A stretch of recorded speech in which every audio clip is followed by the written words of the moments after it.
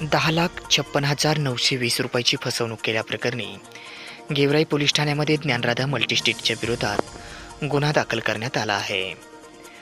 सदर गुन्हा दिनांक 30/5/2024 रोजी सदर घटना घडली आहे व गुन्हा दिनांक 10/7/2024 रोजी रात्री 7:05 दाखल करण्यात आला आहे। अशी माहिती आज दिनांक 11/7/2024 रोजी सायंकाळी 6 वाजता माध्यमांना पोलिसांनी माहिती दिली आहे। गेवराई पोलीस स्टेशनच्या हद्दीमध्ये ज्ञानराधा मल्टीस्टेट शाखा गेवराई मोंढार गेवराई या शाखेमध्ये Dnyanradha multistate co-op credit society limited बीडचे संस्थापक सुरेश ज्ञानोबा कुटे वय 55 वर्ष, व्यवसाय चेअरमन, MIDC फॅक्टरीच्या बाजूला बीड, तालुका जिल्हा बीड।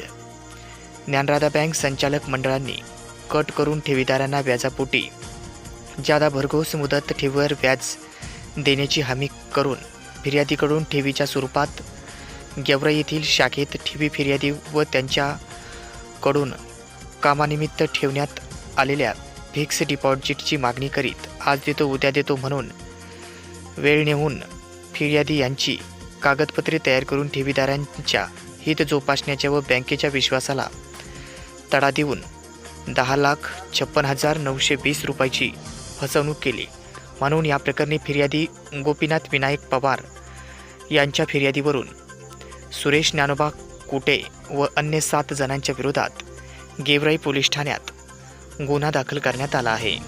सदर गुन्हा कलम 120(ब), 406, 409, 420 भादवी प्रमाणे आणि ठेवीदारांच्या वित्तीय संस्थांमधील हितसंबंधाचे संरक्षण अधिनियम 1999च्या कलम 3 व 4 प्रमाणे मॅजिस्ट्रेट साहेब वर्ग 1 ला गेवराई जिल्हा बीड यांचे न्यायालयानुसार गुन्हा दाखल करण्यात आला। याचा पुढील तपास गेवराई पोलीस निरीक्षक सूर्यतळ हे करत आहेत।